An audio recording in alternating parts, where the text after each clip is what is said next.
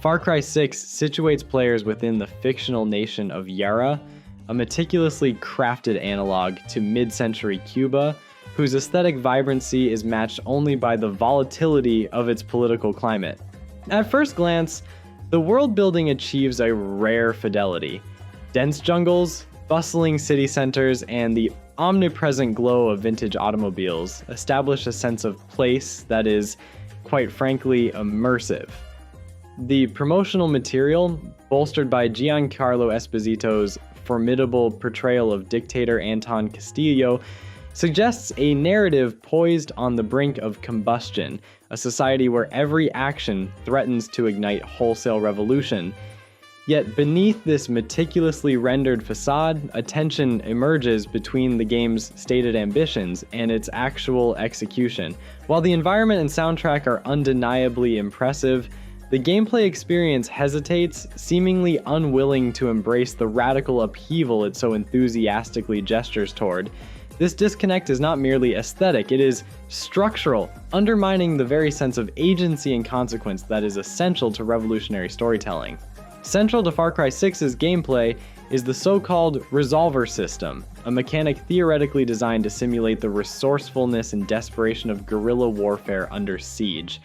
The system introduces a variety of ammunition types: armor piercing, soft target, blast, fire, poison, and EMP, each purportedly tailored to exploit specific enemy vulnerabilities.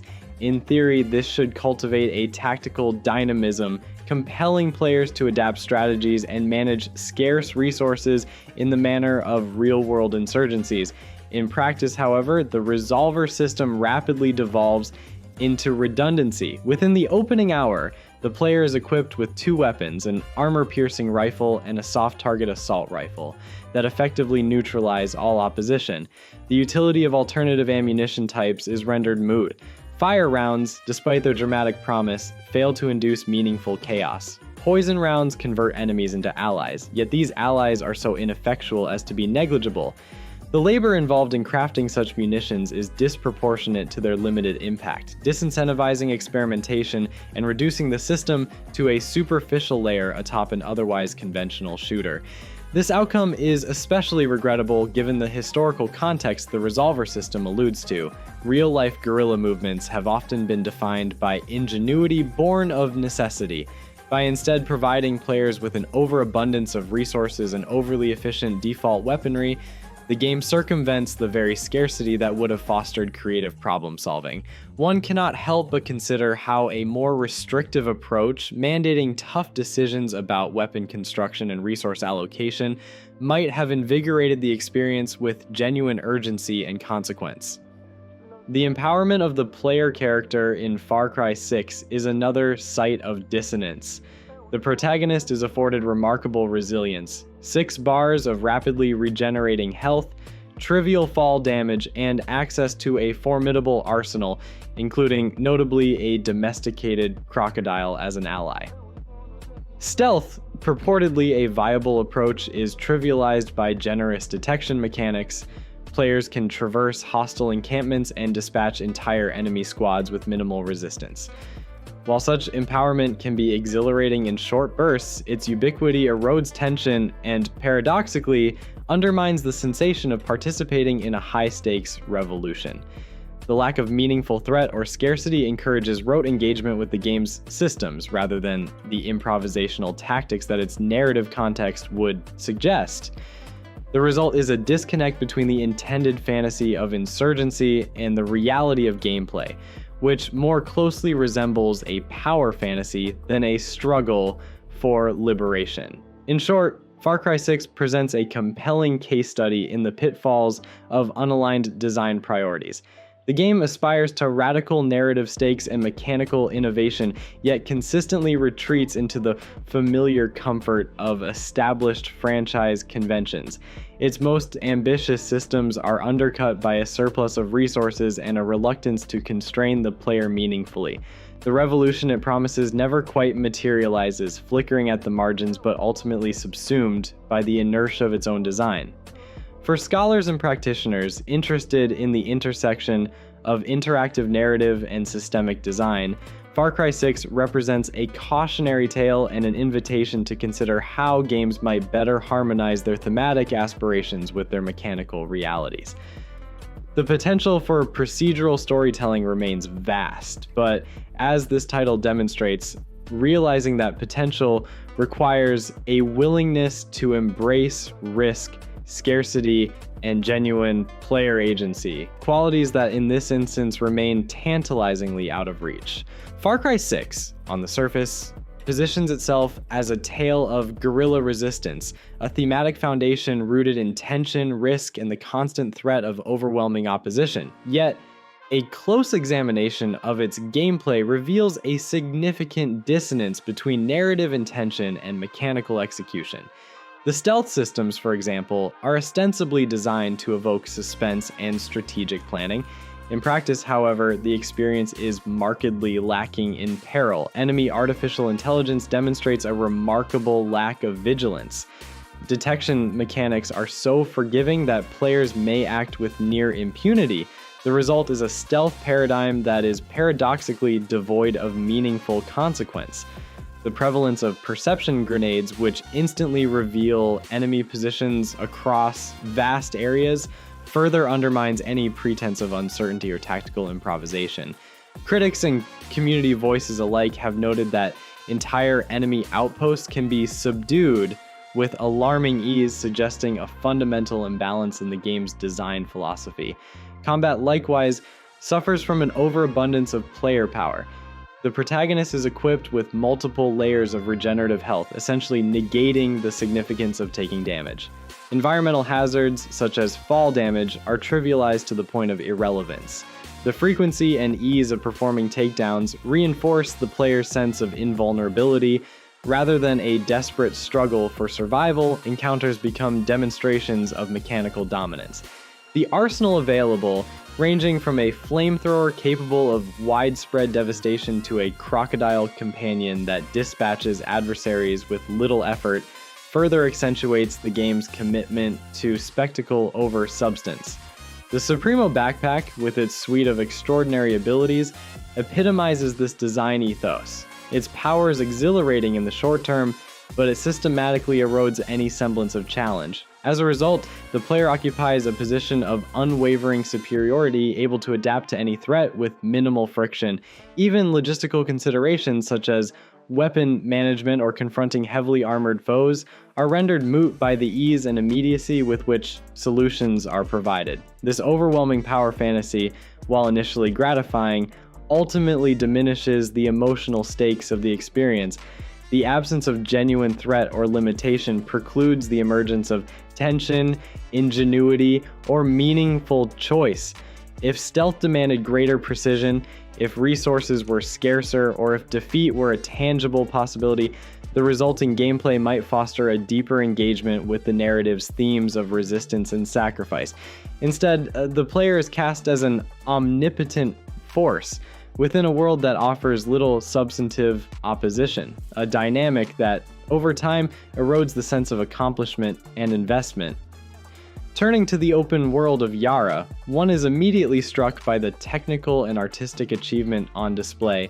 The environment is meticulously rendered, from the dense, vibrant jungles teeming with animated flora and fauna to the urban centers whose architecture and ambient detail evoke a rich sense of place. The interplay of light and color, particularly during transitional times of day, further enhances the world's visual allure. Initial impressions, therefore, are overwhelmingly positive. The setting appears both authentic and immersive, promising a dynamic and unpredictable journey. Upon extended engagement, however, the limitations of this open world become increasingly apparent. The underlying systems that govern exploration and interaction are fundamentally conservative, adhering closely to established formulae that prioritize accessibility over discovery. The proliferation of map icons, outposts, collectibles, side missions serves to structure the player's engagement, but also reduces exploration to a process of systematic completion rather than organic discovery. Points of interest are invariably pre-marked, and objectives are communicated with such clarity that the possibility of genuine surprise is virtually eliminated. This approach, while efficient, sacrifices the potential for emergent storytelling or the cultivation of curiosity. Environmental hazards and adversaries do little to disrupt this sense of predictability. Checkpoints, which could function as sites of intense conflict or strategic challenge, are typically defended by a token force that can be dispatched with little effort. The player's access to advanced vehicles, complete with built-in weaponry and supply refills, further insulates them from risk. Even the wildlife, ostensibly a source of dynamic threat, is largely passive. The world, though visually vibrant, is fundamentally static. It fails to generate the unscripted encounters or evolving situations that characterize the most memorable open-world experiences. Community feedback, as reflected in online forums, frequently highlights this lack of dynamism. The consensus points to an excess of guidance and a deficit of mystery or challenge. The analogy to a theme park, while perhaps reductive, is not without merit. Yara is a constructed space, meticulously arranged for the player's convenience, but ultimately lacking in authenticity or unpredictability. The absence of dynamic events, hidden secrets, or meaningful consequences for exploration diminishes the long-term appeal of the environment. In essence, the world functions as a visually impressive backdrop for mechanically straightforward activity, rather than as a living system capable of surprising or rewarding the player. Far Cry 6 exemplifies a tension between narrative ambition and mechanical execution.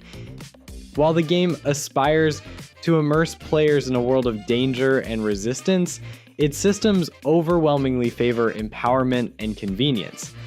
The result is an experience that, though visually spectacular and momentarily thrilling, lacks the depth, risk, and unpredictability necessary to sustain engagement or evoke genuine emotional investment. For all its technical accomplishments, the game ultimately offers power without peril, spectacle without substance, and a world that, for all its beauty, remains curiously inert. Far Cry 6 presents a fascinating yet deeply conflicted narrative landscape, one that is both ambitious in scope and inconsistent in execution. At the heart of the experience is Dani Rojas, whose characterization marks a noteworthy departure from the blank slate protagonists of earlier entries in the series. The option to select Dani's gender, while a superficial choice on its own, is elevated by the writing and performance. Dani comes across as authentic, wry, and resourceful. Dialogue exchanges with figures such as Clara Garcia, the charismatic revolutionary leader, and Juan Cortez, the archetypal battle-scarred mentor, serve to ground the player in a world where camaraderie and trauma coexist. This sense of lived-in authenticity is frequently celebrated by critics, with outlets like Game Informer lauding the protagonist's charisma as a major draw. However, the narrative's ambitions are undermined by a pronounced tonal dissonance. The game repeatedly positions itself as a meditation on the horrors of dictatorship, the exploitation associated with forced labor, and the psychological toll of insurrection. These moments, such as missions centered around sabotaging the regime's economic lifelines, possess genuine gravitas and, at times, emotional resonance. Yet, the narrative veers unpredictably into the realm of absurdity. The inclusion of weaponized compact disc launchers and animal companions like Chicharron, a vigilante rooster, not only disrupt immersion but also trivialize the stakes the story ostensibly seeks to establish. This oscillation between gravitas and farce generates a cognitive dissonance that makes it difficult for players to fully invest in the narrative's more serious themes. Indeed, some critics have aptly observed that the game's inability to reconcile its competing impulses leaves its more harrowing moments feeling unearned or even insincere. Turning to the game's antagonist, Anton Castillo, there is a clear intention to craft a villain of lasting impact.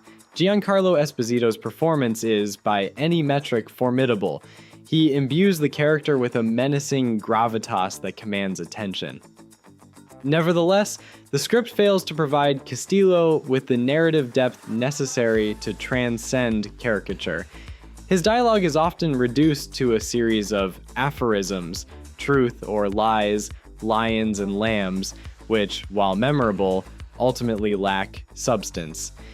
These lines gesture towards complexity but rarely deliver substantive insight into Castillo's motivations or worldview. The handling of his son Diego further illustrates the narrative's shortcomings. Diego is introduced as a potential emotional fulcrum, a youth caught between paternal loyalty and the moral imperative to resist tyranny. Regrettably, his arc is underdeveloped, resulting in a climax that feels hollow and unearned. The narrative aspires to thematic weight, but is repeatedly undermined by its own inconsistencies. The world building in Far Cry 6 suffers from similar contradictions. The depiction of Yara as an island under siege, its populace suffering deprivation under authoritarian rule, initially promises an immersive, high-stakes setting, yet the gameplay mechanics frequently contradict this premise. Players are granted access to an implausibly abundant arsenal and vehicles that border on the fantastical, undercutting the notion of scarcity and struggle. The central plot device, Viviro, a so-called miracle drug, exposes further logical gaps. Though presented as a closely guarded secret, its production and distribution appear remarkably public, raising questions about the plausibility of the game's geopolitical conceit.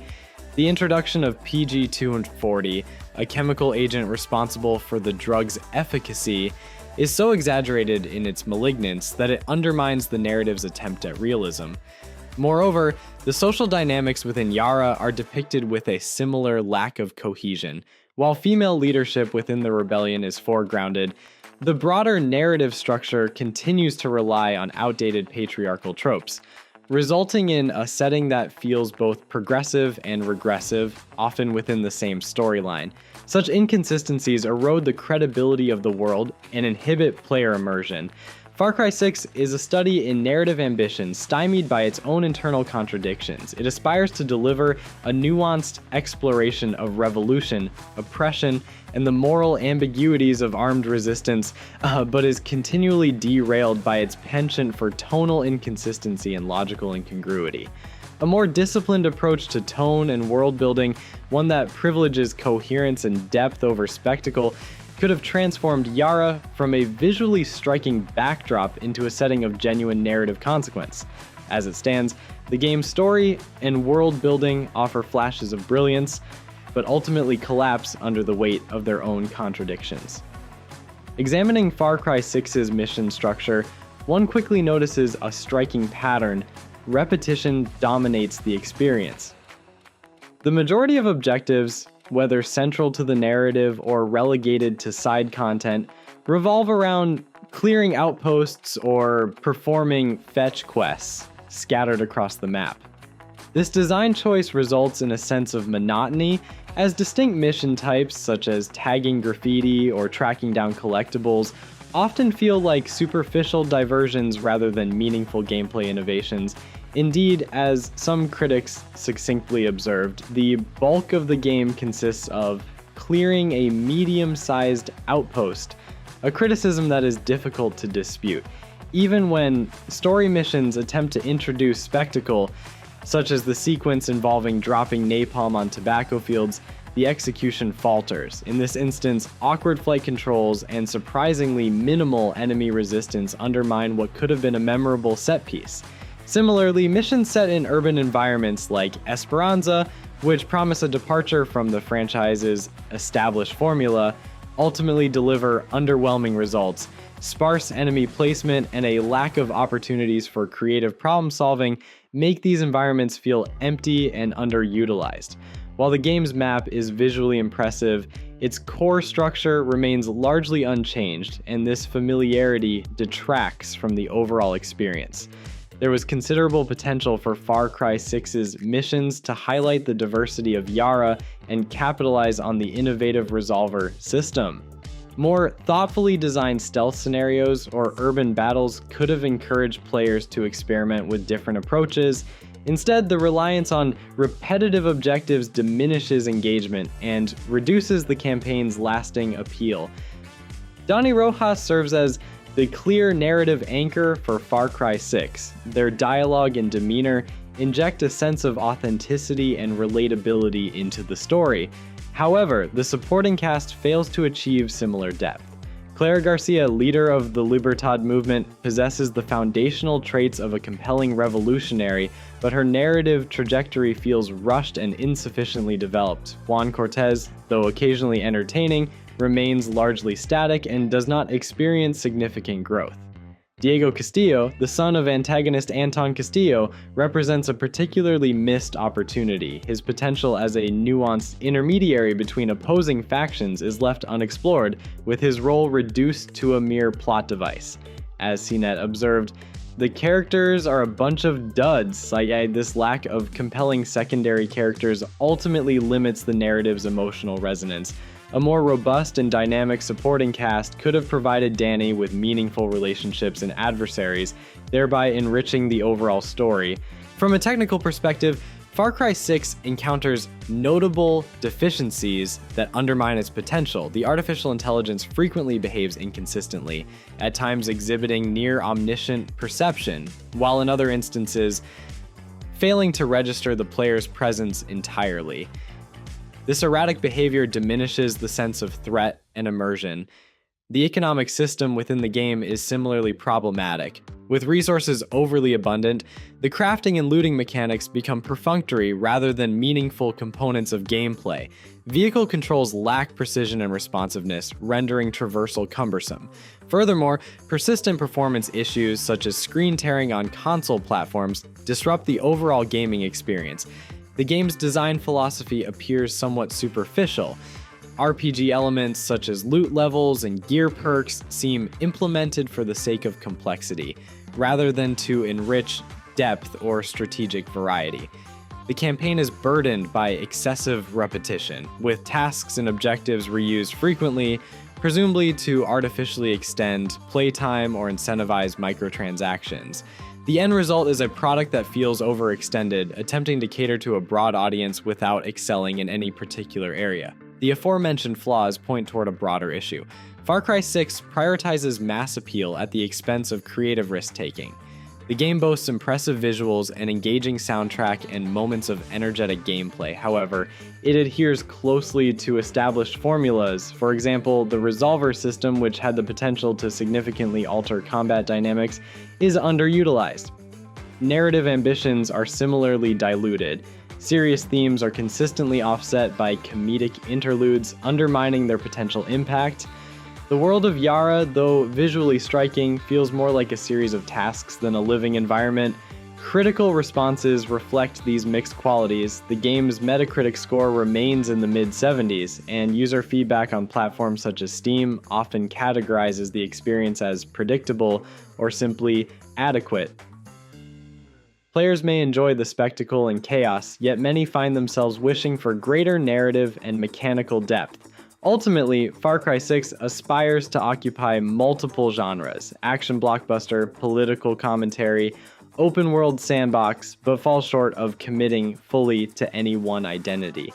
While it offers intermittent excitement and visual appeal, its reluctance to innovate or embrace vulnerability prevents it from achieving true distinction. The result is a title that, despite its production values, fails to leave a lasting impact, a revolution that never fully materializes. And that is why Far Cry 6 is mediocre. Thank you for watching. Don't forget to like and subscribe.